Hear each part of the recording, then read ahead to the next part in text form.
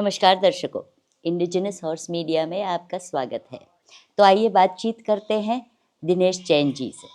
तो दूसरा भाग शुरू करने से पहले आप ये बता दीजिए दर्शकों को कि आपके फार्म पे कितने घोड़े घोड़ियाँ हैं? एक्चुअली ज़्यादातर आप फार्म पर जाते हैं, आपको घोड़ियाँ ज़्यादा मिलेगी। मेल 1 या 2 रखते हैं, क्योंकि ज़्यादा रखना भी पॉसिबल नहीं है और उनका यूज़ भी नहीं है। तो अभी मेरे पास 14 हॉर्सेस हैं और ज़्यादातर अभी मेरे पास घोड़ियाँ हैं और बच्चियाँ हैं। मुझे और कुछ घोड़ियाँ लेनी है जो राइड के लिए मतलब अक्टूबर के लिए। अभी मेरे पास हमेशा, अगर आप 8 या 10 घोड़ी रखते हैं तो आपके पास एक स्टेलियन होना चाहिए। एक घोड़ी रखते तो स्टेलियन रखने की कोई ज़रूरत नहीं है, मगर 8, 10, 12 घोड़ियाँ रखते हैं तो ब्रीडिंग करते हैं तो आपको स्टेलियन होना चाहिए। तो मेरे पास बहुत सारे स्टेलियन रहे हुए हैं। कामदेव स्टेलियन करके रहा है, एक सिम्बा करके स्टेलियन था वो रहा है, एक अलबक्स करके मेरे खुद का अली बाबा लाइन का घोड़ा था वो रहा है, बजरंग करके रहा है और एक ब्रह्मनाथ करके रहा है, हमारे यहीं ब्रीड हुआ।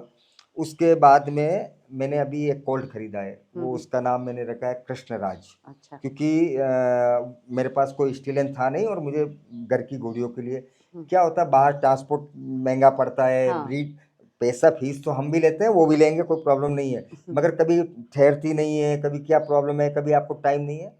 तो मैंने 21 मंथ्स का एक बच्चा खरीदा था। वो उदयपुर पैलेस लाइन का है। वो काला पचकलियान है, तिलक उसका पतला है और अच्छा है। अभी 63 हाइट का है और वो 31 मंथ्स का अब हो गया है। 21 महीने का खरीदा, अभी 31 मंथ। अभी मैंने उसको चालू किया सिर्फ मेरी घोड़ियों के लिए। अच्छा। मैं ये ऐसा भी नहीं है कि मैं उस घोड़े को, अच्छा है तो उसको बाहर नहीं छोड़ेंगे, मगर उस घोड़े के अंदर जो चीज़ें बाहर दिखती है, लोगों को बहुत से लोगों को होता है कि पचकल्याण पट्टा होगा, अच्छा होगा, उसका तिलक बहुत पतला है। अच्छा। तो मैंने लोगों को 1 साल खराब करने के बनिस्बत मेरा 1 साल खराब करूं, तो मैंने उसको ब्रीड के लिए चालू कर दिया है, मगर घर की घोड़ियों के लिए। अभी बाहर बहुत से दोस्त जो उस घोड़े को जानते हैं या उसकी ब्लड लाइन को जानते हैं, वो थोड़ी रिक्वेस्ट भी करते हैं, तो मैं उनको बोलता हूँ नहीं, अभी नहीं छोड़ेंगे। हाँ, 1-2 घोड़ियों पे जो मेरे बहुत क्लोज हैं, जो ब्लाइंडली मेरे ऊपर विश्वास रखते हैं और मुझे लगा है वो घोड़ी इस घोड़े के लिए ठीक है, तो उसको हमने ब्रीड करा दिया है, मगर उसके रिजल्ट आना बाकी है और रिजल्ट आने पे ही हम वो घोड़ा बाहर छोड़ेंगे।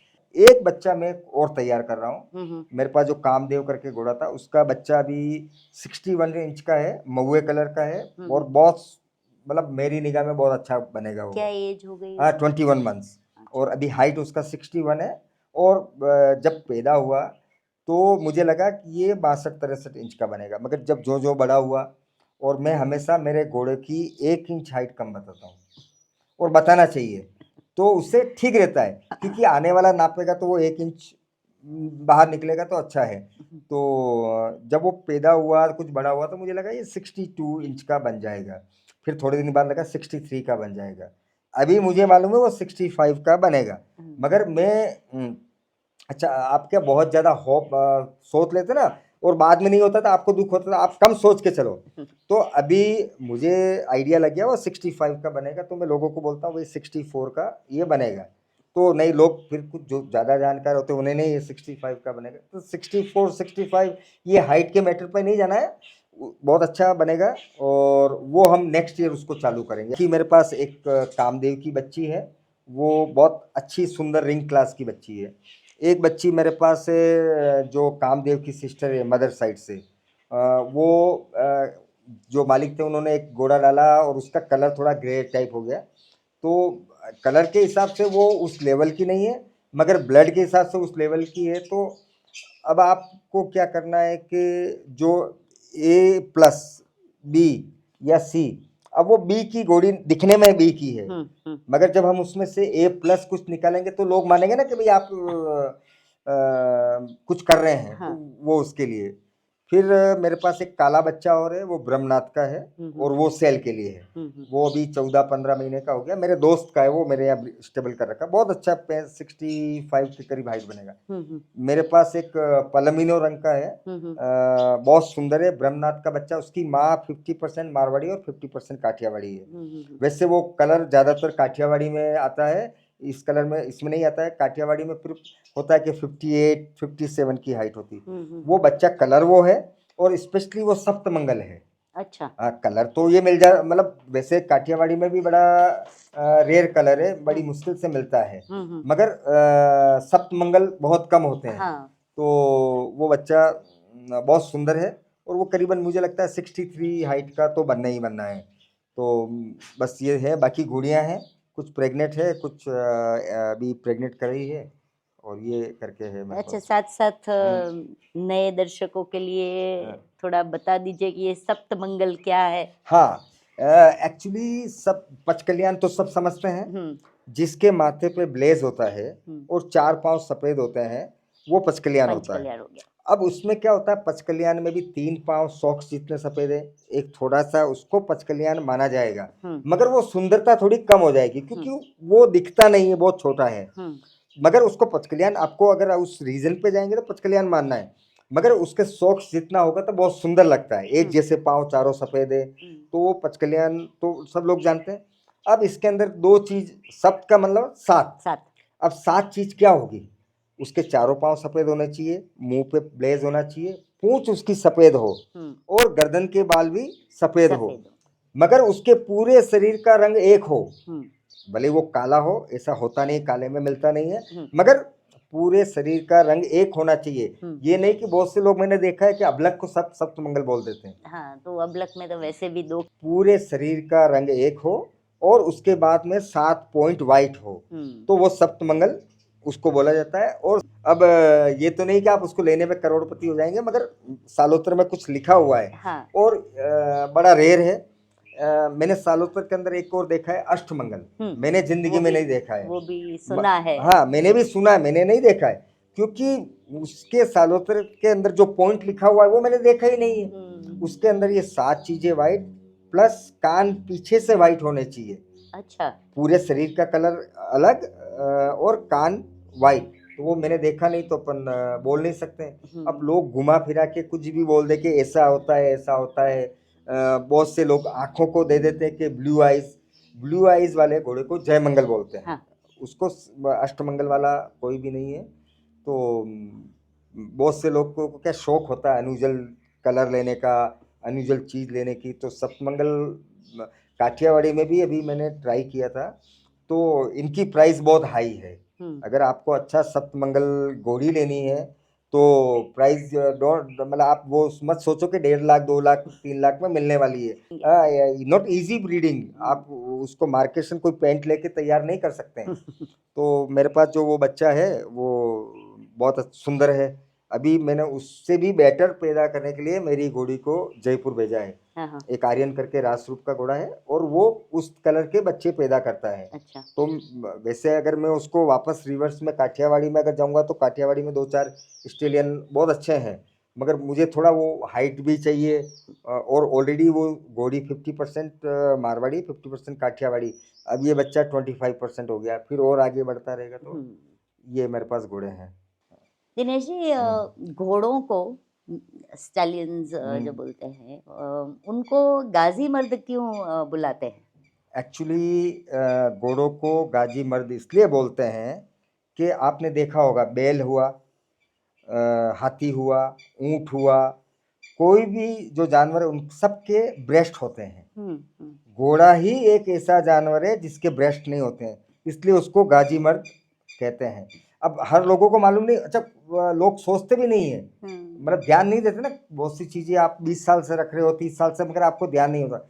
मगर आप हाथी देख लो, मेल डॉग देख लो, अपना क्या बोलते हैं, ऊंट देख लो, जो भी बेल देख लो, उसमें सबके ब्रेस्ट होता है। इस यही घोड़ा एक ऐसा है कि गाजी मर्द, ये रियल मर्द बोलते हैं इसको। हाँ। दिनेश जी, आप तो काफी पुराने हैं ये लाइन में। जो नए लोग आते हैं जिनको घोड़ा खरीदना है, ऐसा एक माहौल बना हुआ है मारवाड़ी घोड़ों के लिए कि 30 लाख के घोड़े बेच रहे हैं, 35 लाख के, 50 के लाख बेच रहे के। हैं, करोड़ का हाँ, बेच रहे हैं। हाँ। लेने वाला भी बोलता है, देने वाला भी बोलता है। तो ये प्राइसेस डिसाइड कैसे होती है कि ये घोड़ा इतने में, वो क्या नाम से या सायर डैम से कौन उसका शायर है, कौन उसकी डैम है, उसके ऊपर डिसाइड होता है, या बहुत ही ज्यादा सुंदर है, इसीलिए है। सुंदर में भी ये है कि आज कोई नया बायर है तो उसको कैसे पता चले कि ये घोड़ा सुंदर है या इसका कन्फर्मेशन सही है नहीं है। देखिए, एक तो क्या होता है कि नए बायर को ये सोचना चाहिए कि मुझे क्या पर्पस है, ठीक है ना। एक पर्पस होता है मुझे घोड़ा रखना है घर पे और मुझे घोड़ा रखना पसंद है, मेरे बच्चों को पसंद है, तो एक वो हो गया।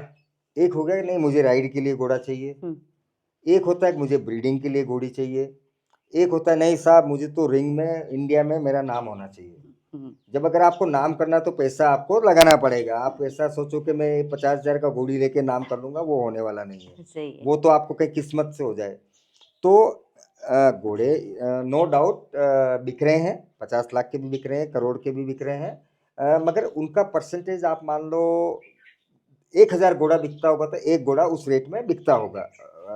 क्योंकि मैं ये भी डिनाई नहीं करता हूँ, जिन लोगों ने नहीं देखा है वो हो सकता है डिनाई कर ले कि 1 करोड़ का घोड़ा बिकता है या नहीं बिकता। मेरे सामने बिके तो मैं बोल सकता हूँ। अब अगर आपको एक घर में सिर्फ रखने के लिए घोड़ा लेना है और आपको प्लेजर के लिए लेना है तो आप 1 लाख, 1.5 लाख, 2 लाख का घोड़ा खरीद लीजिए, ठीक है। स्पेशली फीमेल खरीदिए, क्योंकि मेल घोड़ा हो सकता है कि आपको वो काम नहीं आए फ्यूचर में, कि कहीं आपको आज आपने शौक से खरीदा है मगर कल आप सोचो मैं ब्रीडिंग करूंगा। अगर अब आपने एक एवरेज कोल्ड खरीद लिया है तो आपके पास ब्रीडिंग के लिए कोई आएगा नहीं, आपके पास खुद की घोड़ियां नहीं है, तो घोड़ा भी परेशान होगा और आप भी परेशान होगे।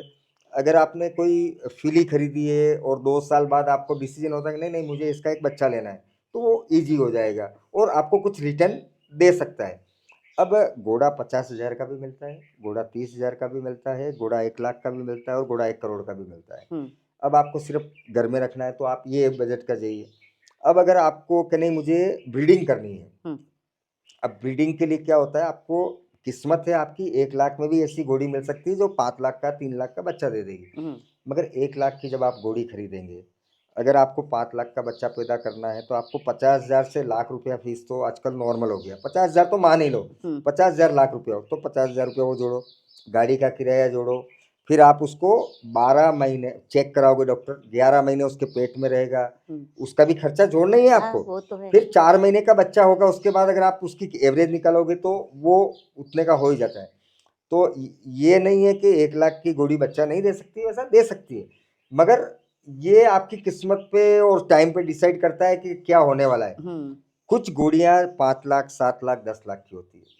अब 5-7 लाख, 10 लाख की घोड़ी कैसे हो रही है कि उसने 2 बच्चे दिए, उसके बच्चे 5-5 लाख के रुपए के बिके हैं। तो आपको लगता है कि भाई ये घोड़ी तो आपको उसका कीमत लगेगा। अच्छा। कोई ओनर जिस घोड़ी का बच्चा 5 लाख का बिक रहा है वो आपको 1.5 लाख में वो घोड़ी कभी सेल नहीं करेगा। क्यों करेगा? क्योंकि उसका बच्चा 5 लाख का बिक रहा है। क्या? हाँ, ऑटोमेटिक मेयर की बढ़ प्राइस बढ़ जाएगी। जाती है। अब अपन जो बात करते हैं कीमत कैसे डिसाइड होती है, कीमत का कोई एमआरपी नहीं है, कोई डिसाइड नहीं कर सकता है। लेने वाले को कितना पसंद है, देने वाले को कितनी गरज है, और देने वाला कितना उसके पास कैपेसिटी है घोड़े रखने की। हम लोग होते हैं, हमारे पास जैसे 20, मेरे पास एवरेज 20 घोड़े रहते हैं या घोड़ियाँ रहती है, उसमें 2 या 3 सेल करने के रहते हैं। कभी कभी ये होता है कि हमारे पास रखने की क्षमता है 20 और हमारे पास हो जाते हैं सब 27।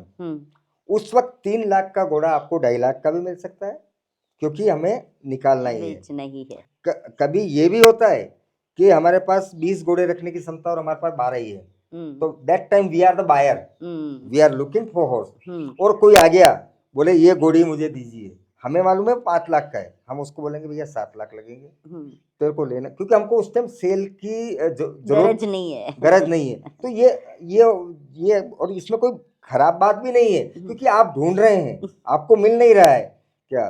अच्छा, कितनी बार लोग ये सोचते हैं ना, अरे वो आदमी ये घोड़ी सेल कर रहा, कुछ मिस्टेक होगी। ऐसा नहीं होता है, कभी उसको सेल करनी होती इसलिए वो कर रहा है। आप ये बस, क्योंकि लोग ऐसा हवा बना लेते हैं कि ये अच्छा ये वो घोड़ी सेल कर रहा है, उसमें कोई ना कोई प्रॉब्लम होगी। प्रॉब्लम नहीं होती, उसकी सिचुएशन, कभी फाइनेंशियल प्रॉब्लम होती है, कभी स्टाफ की प्रॉब्लम होती है, कभी आप सोच लो मेरा एक्चुअली क्या है, मैं बारिश में घोड़े कम करता हूँ। अच्छा। बारिश में क्या कीचड़ गादा ज़्यादा हो जाता है, तो हमें जो बेचने होते हैं हम वो सितंबर बारिश का खत्म हुआ, हमें घोड़े चाहिए हाँ। तो हम खरीदते हैं। उस टाइम हम 50,000 ज़्यादा दे के भी खरीद, क्योंकि हम वो 4 महीने बारिश में 10,000 15,000 रुपया महीना खिलाते हैं और परेशान होते हैं। उससे बेटर है कि हम 50,000 ज़्यादा दे के उस टाइम खरीद लेंगे घोड़ी। तो ये चीज़ें हैं। खरीदते टाइम आपको ये ध्यान रखना है कि पहली बात, अच्छा एक बात मैंने कभी जो अपन बहुत से लोग बोलते हैं ना हम नए हैं, हम्म। कोई नया नहीं होता है, वो उतना ज्ञान लेके आता है कि आप सोच भी नहीं सकते हो। मैं उसका कारण बताता हूँ। हाँ। मैंने एक कोई इंटरव्यू में बात सुनी थी और मैं उसको मान गया। हम्म। एक नया बायर आते हैं, 4 लोग आते हैं, वो हम्म। बोलते हैं भाई साहब हमने कभी घोड़ा नहीं खरीदा है और हमने यो ऐसा यूट्यूब वीडियो, उनको बहुत ज्ञान मिल चुका होता है, वो आते हैं, हम्म। हम उनको 4 घोड़े दिखाते हैं, हम्म। वो सबसे बेस्ट पे हाथ क्यों रखते हैं, कैसे जानते हैं वो लोग? हाँ। वो बेस्ट, वो बोलेंगे ये दोगे क्या आप? अच्छा। क्योंकि वो सब सीख चुके होते हैं। क्या इंटरनल जो चीजें होती है ना, मगर मैं हकीकत है, मेरे पास 2 बच्चियां हैं, हाँ। एक ग्रे टाइप कलर की है, बहुत अच्छी लाइन की है, उसकी इंटरनल चीजें मैं जानता हूँ कि वो उसमें क्या खासियत है। हम्म। एक बच्ची है वो कामदेव की है, वो इंटरनल तो अच्छी है मगर आउटलुकिंग, तो नया जो बाहर आता है ना वो उसी को बोलता है ये दे दीजिए, अच्छा। क्योंकि उसको वो अंदर की चीजें जो कम सुंदर है वो उसमें अंदर की चीजें उसको नजर नहीं आ रही, मगर बाहर की चीजें नए आदमी को भी मालूम होता है घोड़ा कैसा दिखना चाहिए। घोड़ा, हाँ, अब जैसे किसी के बवरी खराब है वो उसको मालूम नहीं होता है, किसी का हुप पाँव थोड़ा टेढ़ा है वो उसको आइडिया नहीं होता हाँ, है, छोटी जैसे छोटी टो चीजें। आउट टो इन वो उसको मालूम नहीं होता है, मगर दूसरी चीजें उन लोगों को मालूम होती है, वो थोड़ा बहुत तो ज्ञान लेके ही आते हैं। मगर क्या होता है कुछ लोगों को ये आइडिया होता है कि कोई 5 बता रहा है अपने को 3 बताना है, मगर उसमें भी वो गच्चा खा जाते हैं। आपसे ज्यादा समझदार है वो 5 वाली चीज का ऑलरेडी 8 बता देगा, आप 5 लगाओगे आपने पूरा पैसा दिया। कहीं क्या होता है कि कुछ लोग ऐसे भी हैं वहां पर आपका बार्गेनिंग ऑफ मार्जिन रहता है 10% का। जैसे हमको कोई घोड़ी 3.5 का बेचना, हम बोलते भैया 4 लाख रुपया, क्योंकि हम भी इस आदत में फंस चुके कि हमसे कुछ ना कुछ कम कराएगा। अभी कोई बंदा आ गया, अरे दिनेश जी आप 4 मांग रहे हो, 3 ऐसी ले लो। अब 20,000 रुपये के लिए अगर आपने उसको डिनाई किया मान लो, तो वो थोड़ा बुरा मान लेते हैं हाँ। लोग।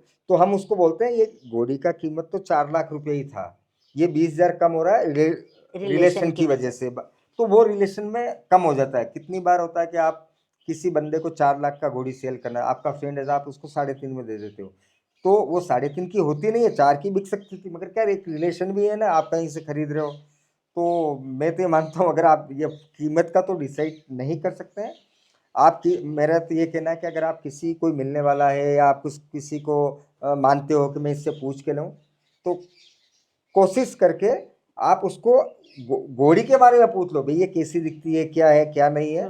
तो और या फिर आप उसको, अगर आपके बहुत खास है तो उसको साथ लेके जाओ, वो सामने वाला कीमत बताएगा और आप उसको इतना पावर दे दो एज ए ऑन बायर। हाँ। मगर आप फोन को पूछोगे तो नहीं बेचने वाला भी उसके लिए बराबर है, लेने वाला भी बराबर है, तो वो इतना आपको कीमत के बारे में इंटरफेयर नहीं करेगा। क्या, और एक बहुत से लोग होते हैं खरीदने के बाद पूछते हैं, खरीदने के बाद इसमें क्या कमी है। अच्छा। अब आपने खरीद लिया, कोई कमी नहीं है, अच्छा है क्या, खरीदने के पहले पूछो तो आपको थोड़ा सा आइडिया मिल जाएगा भाई हमको।